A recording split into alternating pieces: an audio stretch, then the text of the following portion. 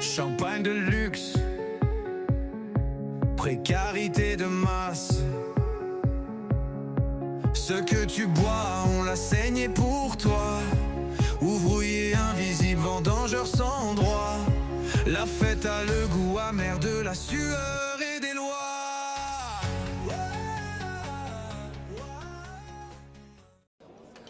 Bonjour à tous et bienvenue dans cette nouvelle vidéo YouTube. Nous sommes en direct depuis le Millésium où se tient actuellement l'Assemblée Générale du Syndicat Général des Vignerons. Et comme promis, la CGT Champagne et l'intersyndicale sont là pour s'opposer comme toujours contre la précarité en Champagne. Bonjour Philippe. Bonjour Sandra. Alors Philippe, peux-tu nous expliquer pourquoi l'intersyndicat CGT du Champagne et l'intersyndicale sont là aujourd'hui ?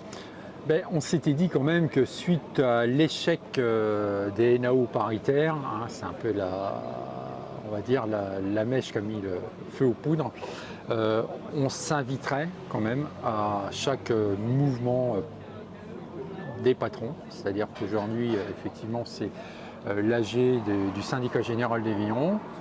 Et donc on est là, on est présent, on sera présent sur chaque manifestation, que ce soit sur Épernay, tout le département, voire la région.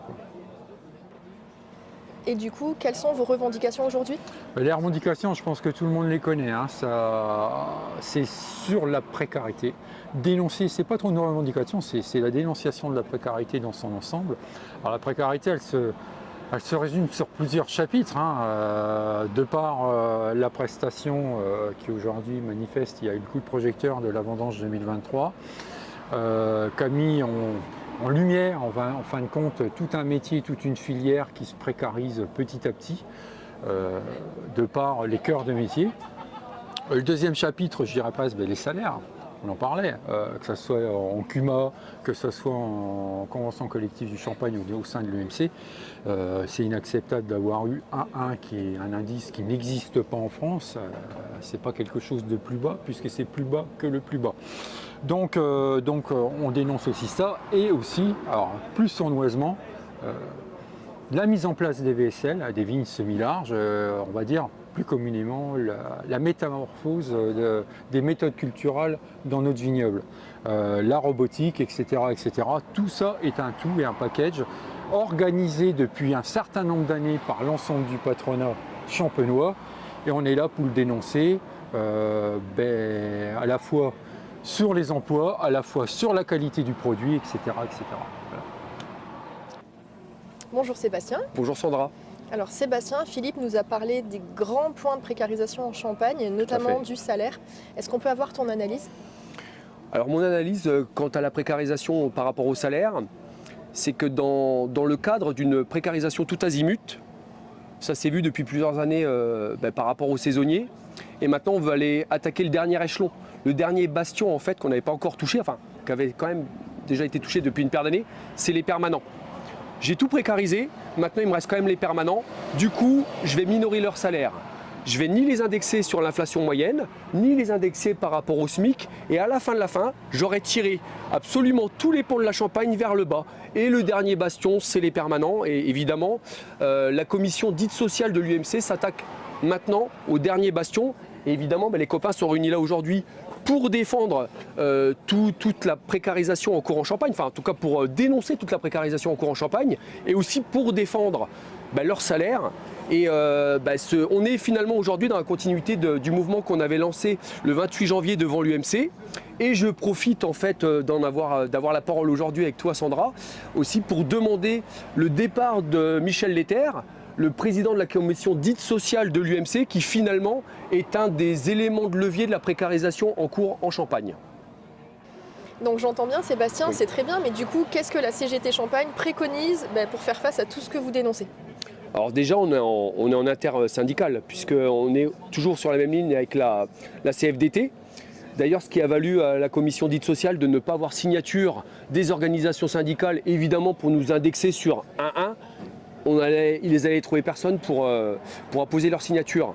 Nous, en fait, ce qu'on préconise, c'est qu'autour de la table, on retourne vers une vraie philosophie de dialogue, avec une vraie commission sociale, avec des débats loyaux et sincères, et surtout autour de la table des décideurs, des vrais patrons, des personnes à qui appartiennent les entreprises, de manière à ce qu'on puisse échanger vraiment avec des vraies décisions et qu'on mette aussi en place un véritable indice de référence qui nous permettra d'éviter non seulement l'absorption des salaires et de la perte de pouvoir d'achat, et aussi une indexation par rapport au SMIC.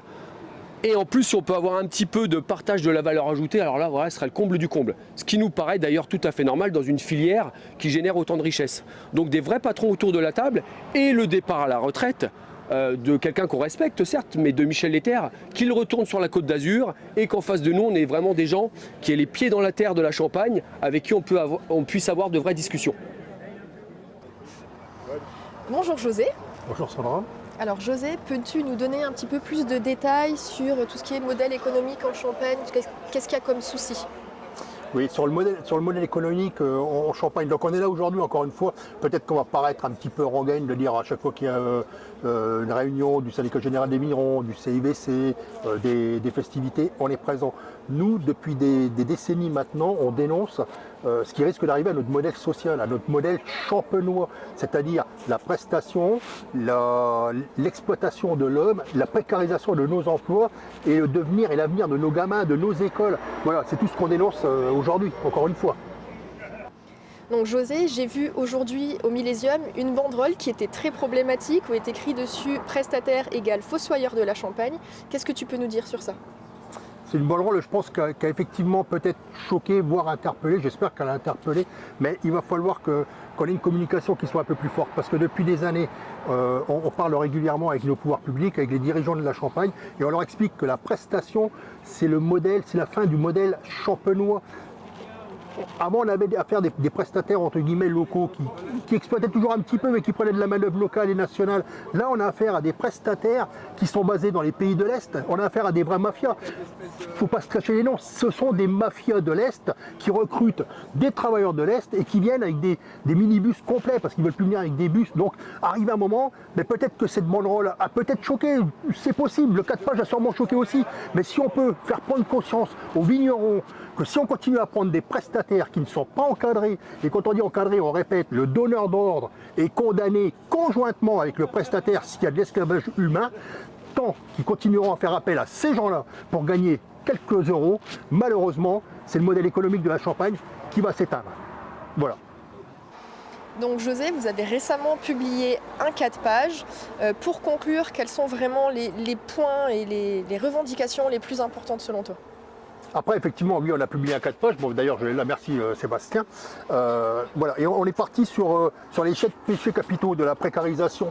Parce que pour nous, la précarisation, ben, effectivement, c'est bien marqué dans le 4 pages, c'est le recours à la prestation, c'est les conditions de travail, la mutation des pratiques culturelles, tout ce qui est robotisation, tout ce qui va avec, la smicardisation de nos salaires, parce que quand on smicardise une région, on la sinistre. La sous-traitance, l'externalisation, ça c'est ce qu'on suit à dire depuis des années, l'histoire des prestataires, la perte de notre savoir-faire, parce qu'en faisant venir de la main-d'œuvre étrangère, et on n'emploie plus les locaux, on n'a rien contre la main-d'œuvre étrangère bien sûr, mais on laisse partir notre savoir-faire. Il y a eu la taille Guyot dans les grands crus, maintenant c'est une taille qui est beaucoup plus simplifiée. Donc effectivement, on laisse partir nos savoir-faire. L'accueil des saisonniers. Une région comme la Champagne, c'est une honte d'accueillir des saisonniers dans les bois. Comme ça se passe, il faut des structures, c'est tout ce qu'on dit dans notre 4 pages. On peut mettre dans les mairies, des communes, faire des villages de saisonniers, comme ça se fait partout en France.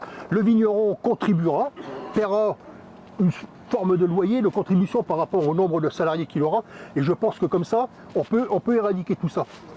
Et nous, ce qu'on préconise, effectivement, c'est payer les salariés de la filière, pas que les saisonniers.